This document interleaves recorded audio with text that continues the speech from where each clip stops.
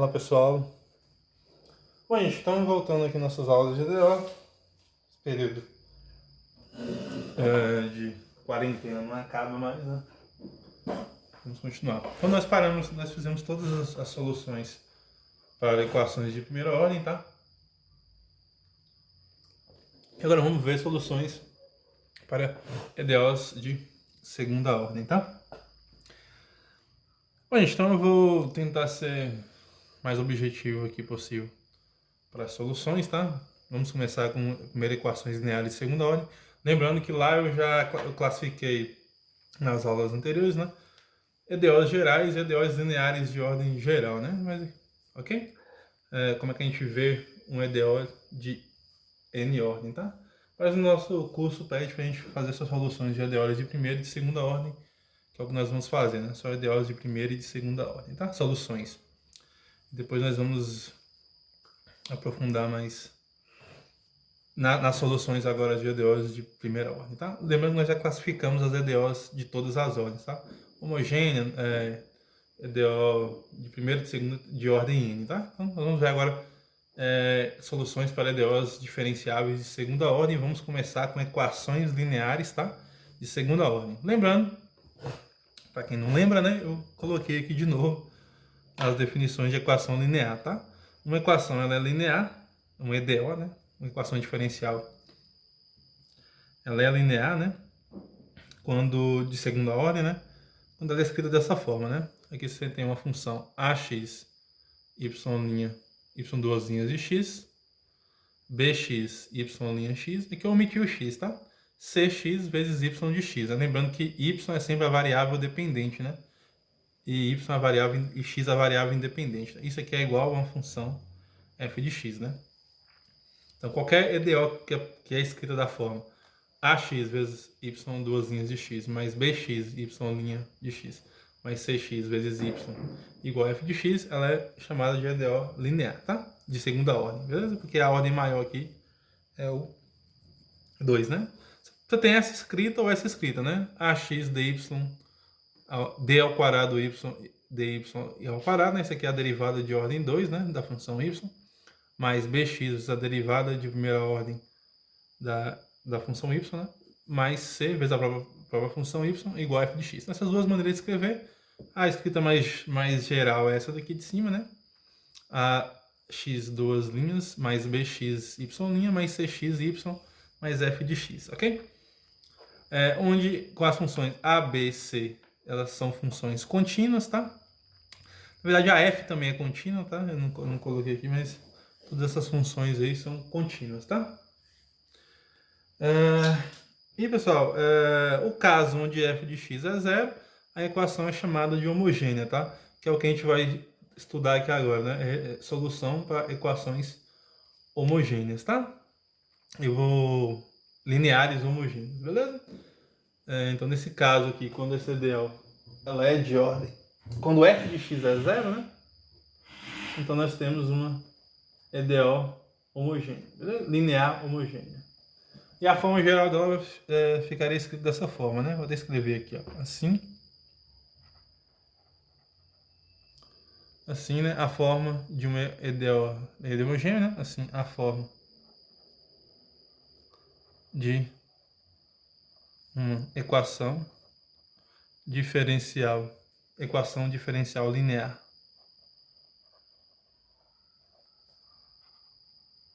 Linear homogênea é da forma. Tinha escrito descrever, vou escrever aqui agora, tá? É só você colocar zero aqui no lugar, né? Vai ser da forma ax, y duas linhas, mais bx, y' mais cx, y igual a zero, né? Eu vou chamar isso aqui de 2, tá? Vou chamar isso aqui de 1. Isso aqui eu vou chamar de 2, beleza? Eu vou precisar disso daqui, tá? Então é simples, né? Que essa daqui que a gente vai estudar agora, né? Nós vamos resolver equações dessa forma aqui, tá? Vamos tentar... primeiro, né? Vamos resolver equações dessa forma, tá? Depois a gente vai para mais geral, tudo bem? A aula de hoje é para dessa forma e Inclusive, é para EDOs onde esse A, B e C tem uma característica de serem constantes, tá? A gente vai ver isso mais para frente, tá? Primeiro eu vou começar quando o A, B e o C são constantes. Depois a gente faz para quando eles não são constantes, tudo bem?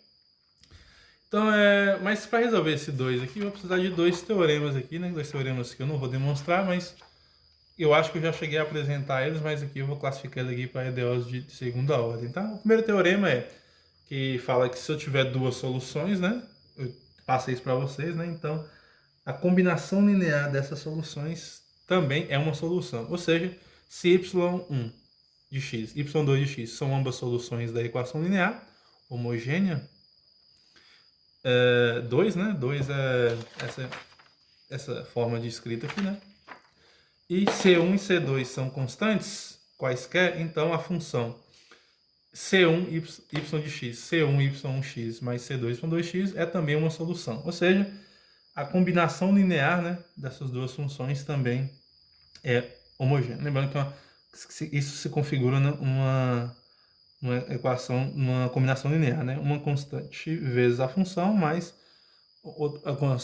outra constante vezes a outra função, né? Então, C1y1x mais C2y2x é uma função que também vai ser solução, beleza?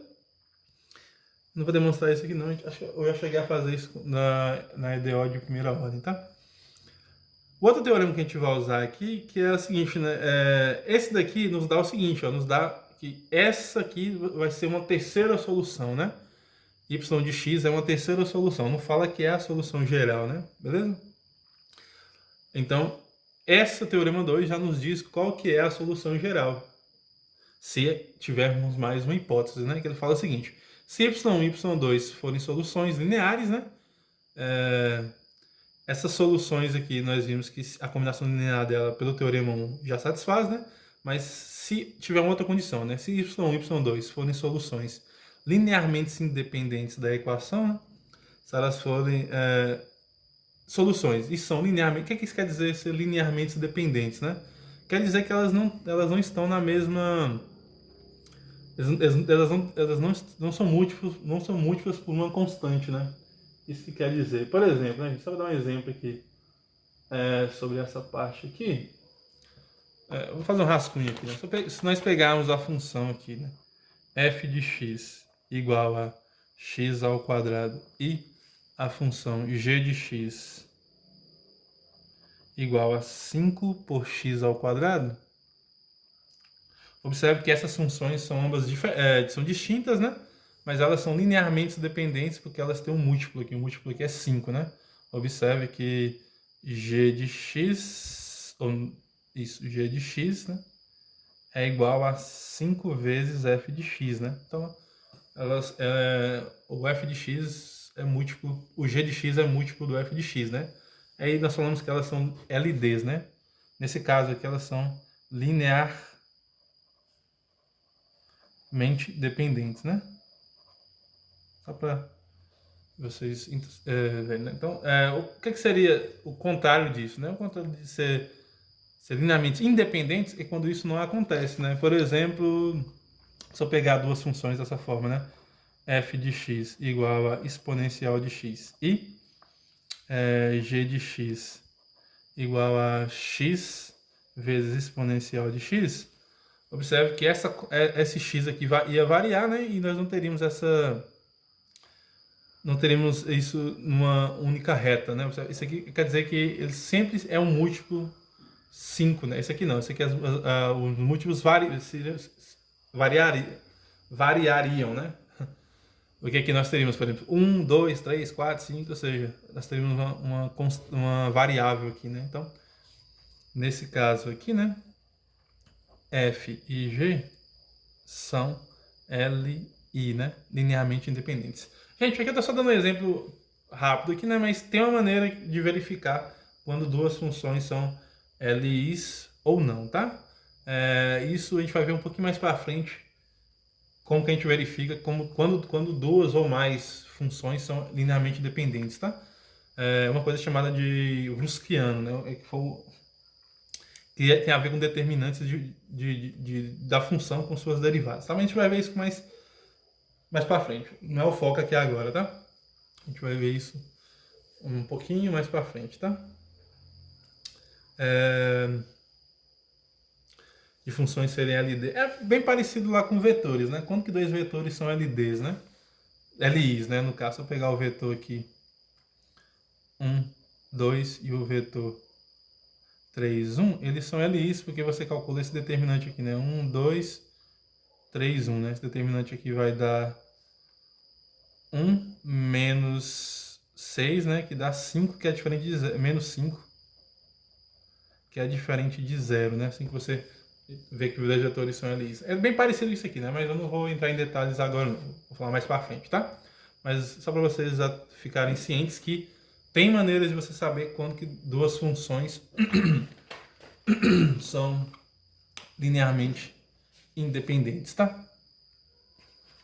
Então, se y1 de x e y2 de x forem soluções linearmente independentes, né? Linearmente independentes da equação 2 em um intervalo. Em um intervalo, né? Você vai ter lá as funções, elas têm os domínios, né? Que é onde é que x está. Se você tiver um intervalo lá onde essas funções são linearmente independentes, então nesse intervalo aí, né? Tá, outra coisa, né? E para todo x, né? A de x é não nula, ou seja, esse A de x aqui é não nulo, né? Para todo x, então a solução geral será dada por essa combinação linear, né? C1y1x mais C2y2x, né? Aqui você fala que você tem uma solução por combinação linear e aqui você fala que ela vai ser única, né? Que ela vai ser a geral, beleza? Então esses dois teoremas juntos aí, né? Ganham uma solução para equações homogêneas, né? Isso que esses dois teoremas fazem, né? Isso é a importância desses dois teoremas, tá? Beleza? Então, o que é que esse teorema, principalmente esse teorema 2, né? O que é que esse teorema 2 aqui nos fala, né? O que é que ele garante para a gente, né? Ele garante que se nós conhecermos duas soluções que são linearmente independentes, né? Vou voltar aqui, né? Conhecemos duas soluções que são linearmente independentes em um intervalo, então nós temos a solução geral, né? Então, esse teorema 2 aqui é bem importante, né? Ok? Só que o problema, gente, é encontrar duas soluções, né? Esse é o maior problema que nós temos, tá? Aí nós vamos ver aqui agora como que nós fazemos para encontrar duas soluções. Vamos simplificar as coisas, né? Vou até escrever aqui para vocês, ó, em geral, né? Em geral, não é fácil descobrirmos, né? Não é fácil descobrir duas soluções, né? Descobrir soluções particulares, né? Particulares. Ou seja, né, não é fácil você chutar que aquela solução vai ser certa, né? Soluções particulares para uma equação linear, né? Para uma equação linear. Você pode encontrar? Pode, né? Mas em geral não é tão simples assim, né? Ok? Por exemplo, né, se nós pegarmos qualquer equação linear, nós sabemos que zero, né, por exemplo, aqui, ó, AX, BX e CX, melhor dizendo, né, o YC0 seria uma solução, né? Mas seria uma solução que não tem graça, né? Que é chamada solução trivial, né? Mas uma outra solução que você teria não trivial não é tão simples de você encontrar, né? Certo? Essa que é a ideia, tá? Bom, isso é mais fácil se nós considerarmos agora, né? Todas as AX, BX e CX constantes, né? Isso, vou até escrever aqui, ó. Isso fica mais fácil se o nosso AX foi igual a BX foi igual a um B e CX foi igual a um C constantes, né? Que é o tipo de equações que nós vamos estudar agora, né? Ou seja, né? Ou seja, se nós estudarmos, né? Se a equação diferencial for dessa forma, né? Se a equação... Eu tô com... Tá, achei que tava na frente. se a equação diferencial linear for da forma. Dessa forma aqui, gente, ó, A vezes Y duas linhas, né? Mais B vezes Y', mais C vezes Y igual a zero, né? Vou chamar isso aqui de 3, tá? Ok? Beleza? Só um minutinho, pessoal. Beleza, eu tava ajeitando aqui a câmera aqui. Pronto. Isso. Então, vou chamar isso aqui de 3, tá? 3, beleza? Se a equação for dessa forma aqui, a gente vai ver que dá para encontrarmos... Dá pra gente encontrar a solução, né? Ah, tá. Onde, né? Onde A, B e C são constantes.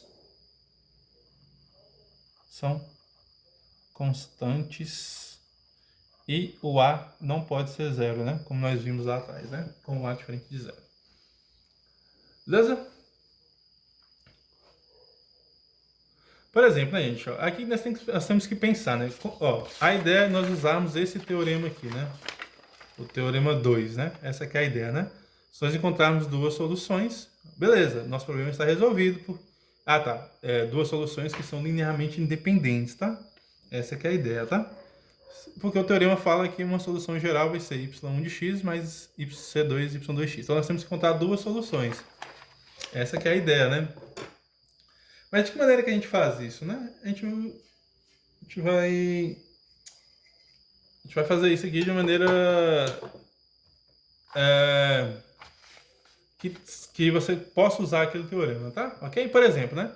Igual eu falei com vocês, né? Uma solução seria escolher y igual a zero, né? Se nós pegarmos uma solução y igual a zero, beleza, porque a derivada seria zero, a derivada seria zero, né? Ou y sendo uma constante também, né? Mas aí teríamos que saber quem que é a nossa c, né? Ok? Então observe que depende, né? Depende também das constantes, né? Se nós pegarmos y diferente de zero, o c tinha que ser zero, né? Para poder funcionar aqui, né? Ok? Então, observe que não é tão simples assim também, né? Mas, de que maneira que a gente faz isso? Ó? Essa equação aqui, né? O que nós estamos procurando? Nós estamos procurando, só para ter ideia, né? Estamos procurando uma função y. Essa aqui é a ideia. Nós queremos encontrar y tal que uma constante vezes y. Aqui, ó. Queremos encontrar y tal que uma constante vezes a primeira derivada de y, que é o a, né? A segunda derivada de y, que é o a, mais outra constante, cuja a segunda derivada... Desculpa. Nós queremos encontrar y, cuja uma constante vezes a segunda derivada de y, mais outra constante, que é o b, né? Vezes a primeira derivada de y, mais essa constante vezes a própria y é igual a zero, né? Isso nós queremos fazer, ok? Então, ó, eu vou sugerir que essa função seja y, né? Ó, seja y igual a exponencial r vezes x. Ó. Essa que é a ideia inicial, né? Ó, sabemos que a função exponencial ela é uma forte candidata, né? A função exponencial aqui, né? É y igual a olha elevado a um número qualquer, né? Olha elevado a... Eu vou chamar esse número de r, tá? Olha elevado a... Vou chamar de m. M vezes x, onde esse m aqui, né? Onde m é uma constante, né? Onde m é constante. Ele tem uma certa característica, ó. Quando você deriva isso daí, fica aparecendo múltiplos, né? Ó. Tem a seguinte informação, tá? Tem a seguinte propriedade, né? Tem tem a seguinte propriedade, né? Que é a seguinte, né? A sua derivada, ela é um múltiplo por constantes, né? A derivada, ela é um múltiplo por constantes, né? Vou até escrever isso aqui, ó. As suas derivadas são múltiplos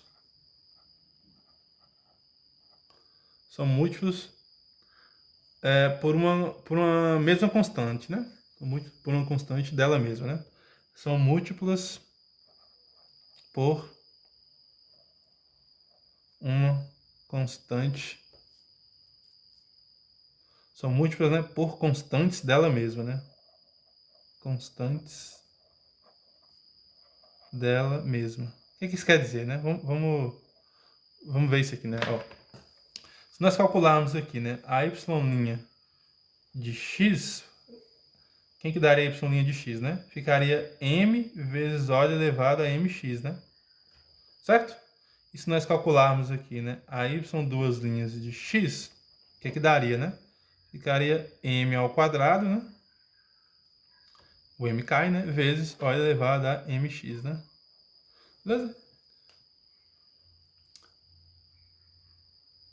Então, observe que quando elas têm essa característica, né? Esse m sempre vai aparecer, né? E se nós substituirmos lá em cima, né? O que aconteceria, né? Esse aqui é o detalhe que a gente está fazendo aqui, né? Então, ó, se eu falar que y é a solução, né? Se substituirmos y lá em cima, né? Vou escrever aqui, ó. Se substituirmos essas expressões, né? Essas expressões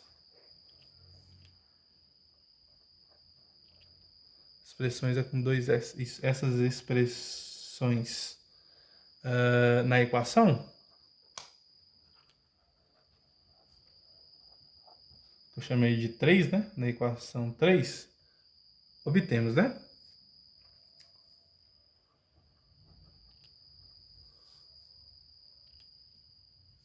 Obtemos que y, né, igual a O elevado a mx é solução se isso aqui acontecer, né? Ó, é só você pegar e substituir, né? Vamos lá, vamos fazer aqui bonitinho, né? Nós encontramos aqui a y' de x igual a m, O elevado a y duas linhas, né? Que é a primeira que está aqui, né? Seria quem? Seria a. Quem que é y duas linhas aqui? Y duas linhas é m ao quadrado. A vezes m ao quadrado vezes y. Olha, né? Desculpa. Vezes olha elevado a mx, né? Mais quem? B vezes m, né? Contamos b igual a quem? B não, desculpa, y'. M, O elevado a mx, né? Então vai ficar b vezes m, O elevado a mx. Mais quem? Mais c vezes O elevado a mx, e isso tem que ser igual a zero, né? Então, observe que o mx aparece em todo mundo ali, né? Então, isso aqui acontece, né? Se somente se, nós podemos colocar, vai ficar assim, né? O am ao quadrado mais bm mais c, que multiplica quem? Ó, O elevado a mx aparece em tudo, né? Aqui, ó, O elevado a mx, O elevado a mx, O elevado a mx. Isso tem que ser igual a zero, né? Só que observe o seguinte, né? O elevado a mx nunca é zero, né? A exponencial nunca atinge o valor zero, né? Como? Exponencial de mx é sempre diferente de zero, então quem teria que ser zero, né? Quem teria que ser zero seria am ao quadrado mais bm mais c igual a zero, né? Então isso aí satisfaria a solução, né? a equação, no caso, né? Ou seja, né, para y igual a óleo elevado a mx é uma solução da equação, né? Então, portanto, né, o que nós concluímos com isso aqui, né?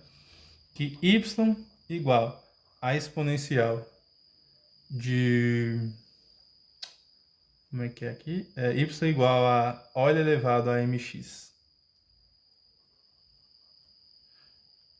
é uma solução. Ela é uma solução de 3, né? Da equação 3. Da equação 3.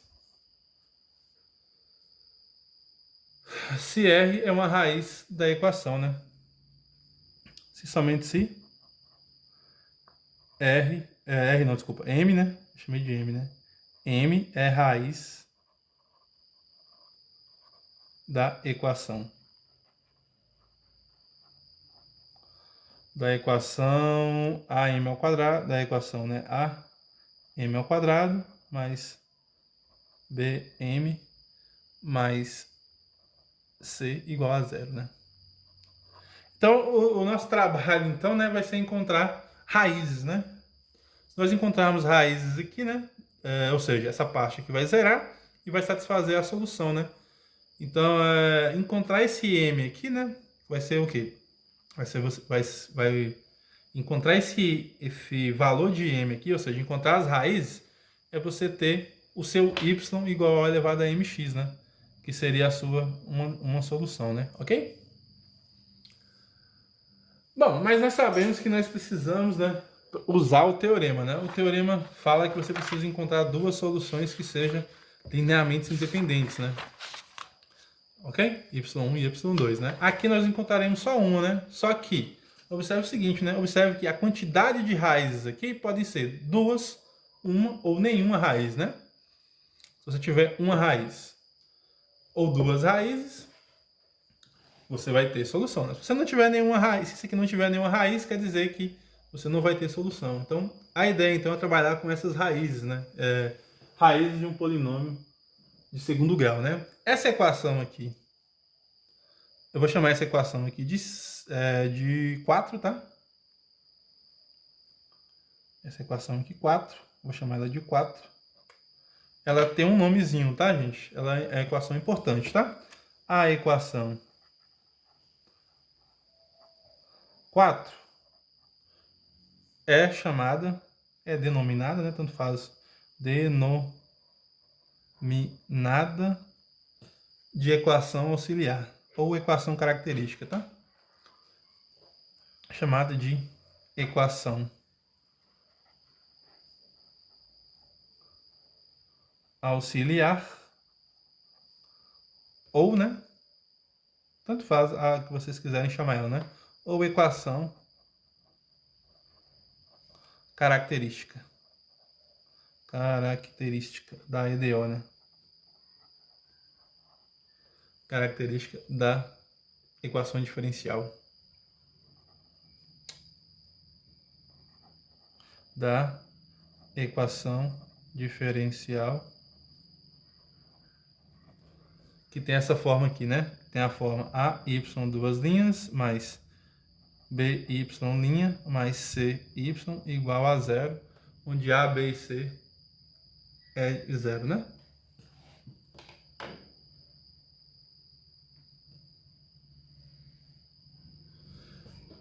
Então, gente, observe que essa equação aqui, para nós encontrarmos essa equação auxiliar aqui, né? Basta substituir m ao quadrado por y duas linhas. Olha como é que é fácil, né? Não precisa nem fazer essas contas aqui tudo de novo, né? Como é que você encontra essa equação auxiliar, né? É só você substituir aqui, né? O y duas linhas por m ao quadrado, y' por m e o y por 1, né? Ok? Então, vou até escrever isso aqui, né? Para obtermos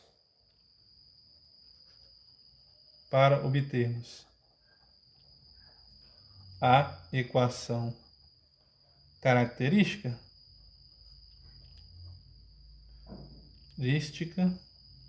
basta substituir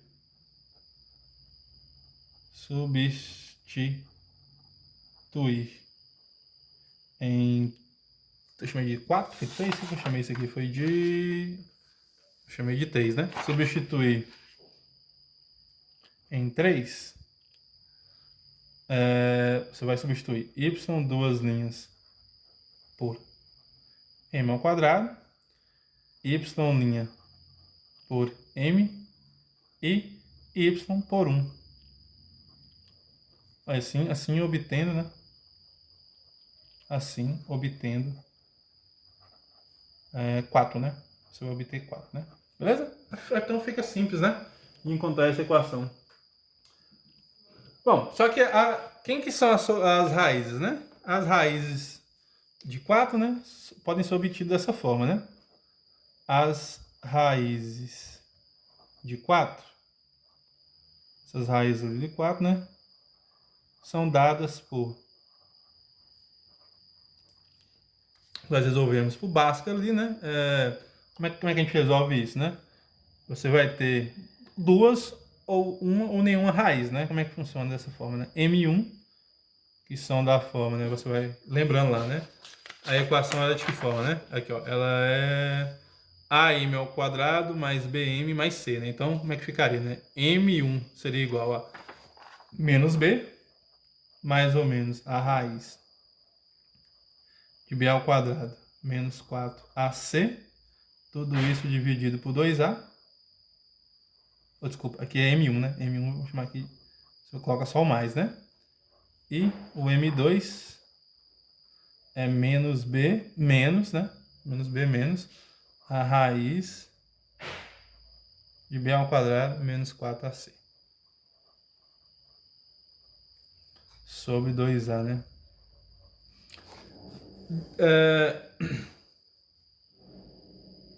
Se, né? Nesse caso nós teremos duas raízes, né? Aí depende, isso depende do discriminante, né?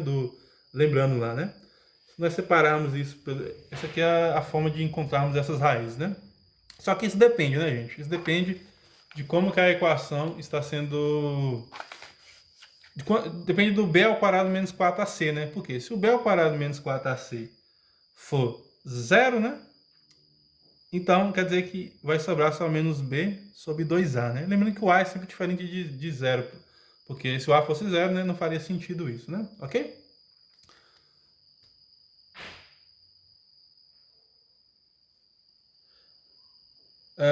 Então, o que nós vamos fazer aqui? Nós vamos separar em caso, né? Dependendo do discriminante aqui, né? Vamos